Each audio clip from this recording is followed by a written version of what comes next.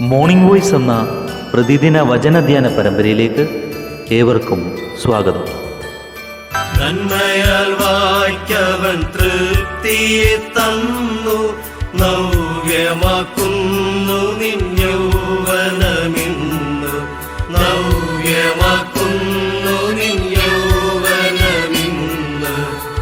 മക്കളിൽ കാരുണ്യം താതനെന്നോണം, ഭക്തരിൽ വാത്സല്യവാനവൻ നൂനം, ഭക്തരിൽ വാത്സല്യവാനവൻ നൂനം. വാഴ്ത്തുക നീ മനമേ എൻ പരനേ, വാഴ്ത്തുക നീ മനമേ.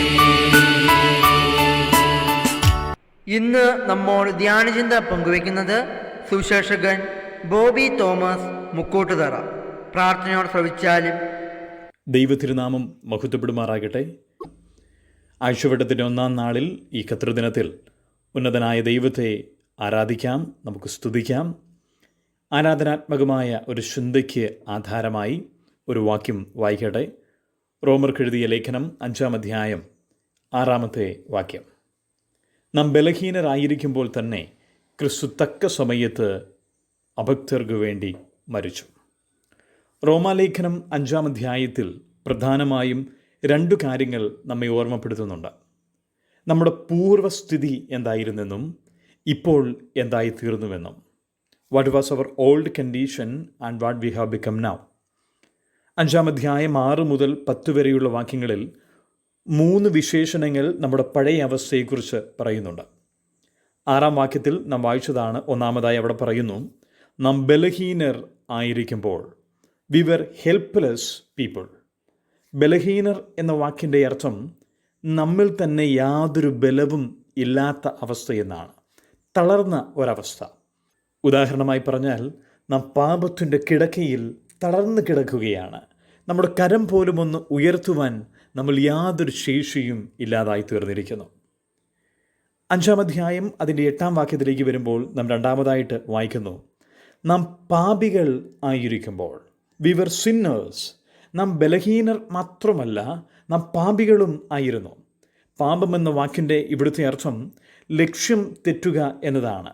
നമ്മെ സൃഷ്ടിച്ച ദൈവം വെച്ച ലക്ഷ്യം തെറ്റിച്ച് ദൈവത്തിന് എതിരെ സഞ്ചരിക്കുന്നവരായിരുന്നു നാം ഓരോരുത്തരും. 1-ാം അധ്യായം 25-ാം വാക്യത്തിൽ നാം വായിക്കുന്നുണ്ട്, സൃഷ്ടിച്ചവനേക്കാൾ സൃഷ്ടിയെ ഭജിച്ച് ആരാധിച്ചിരുന്നു. പാപം ചെയ്ത് ദൈവ തേജസ് ഇല്ലാത്തവരായിരുന്നു. യാതൊരു യോഗ്യതയും അവകാശപ്പെടുവാൻ ദൈവസന്നിധിയിൽ നമുക്ക് ഇല്ല. നാം അത്രമാത്രം അധപ്പതിച്ചവരായിരുന്നു.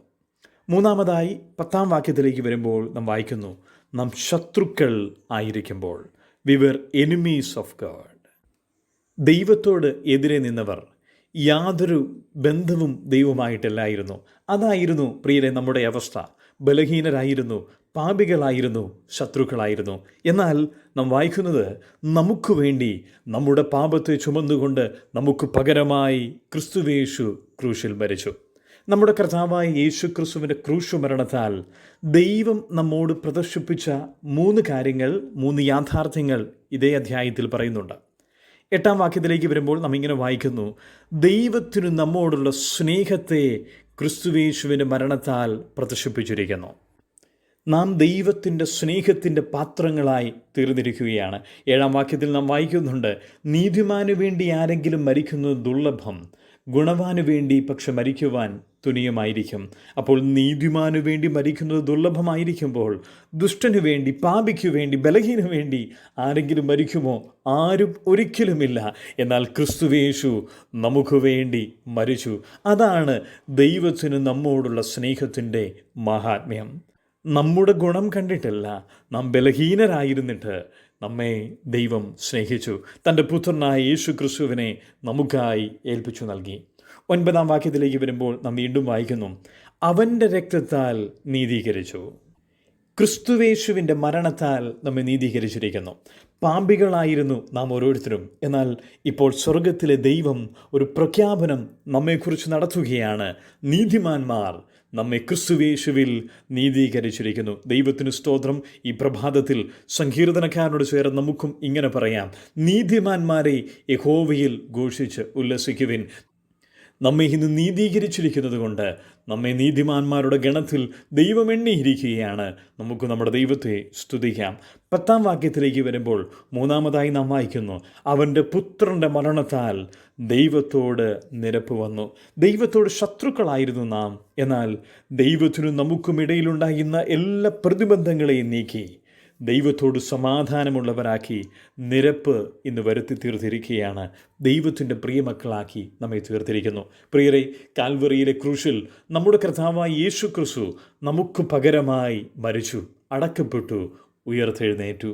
ബലഹീനരായിരുന്ന നമ്മെ സ്നേഹിച്ച ഒരു ദൈവം, ബലഹീനരായിരുന്ന നമ്മെ സ്നേഹിച്ച ദൈവം, പാപികളായിരുന്ന നമ്മെ നീതിമാന്മാരാക്കി തീർത്ത ദൈവം, ശത്രുക്കളായിരുന്ന നമ്മെ ക്രിസ്തുവേശുവിൻ്റെ മരണത്താൽ ദൈവത്തോട് ഇന്ന് നിരപ്പിച്ചിരിക്കുന്നു. നമുക്ക് പ്രശംസിപ്പാൻ സ്വയത്തിൽ യാതൊന്നുമില്ല. റോമാലേഖനം 5-ാം അധ്യായം 10-ാം വാക്യത്തിൻ്റെ ഒടുവിൽ ഇങ്ങനെ പറയുന്നുവല്ലോ: ക്രിസ്തുവേശു മുഖാന്തരം നാം ദൈവത്തിൽ പ്രശംസിക്കുന്നു. നമ്മുടെ ദൈവത്തെ നമുക്ക് സ്തുതിക്കാം, ആരാധിക്കാം. ദൈവനാമം വാഴ്ത്തപ്പെടുമാറാകട്ടെ.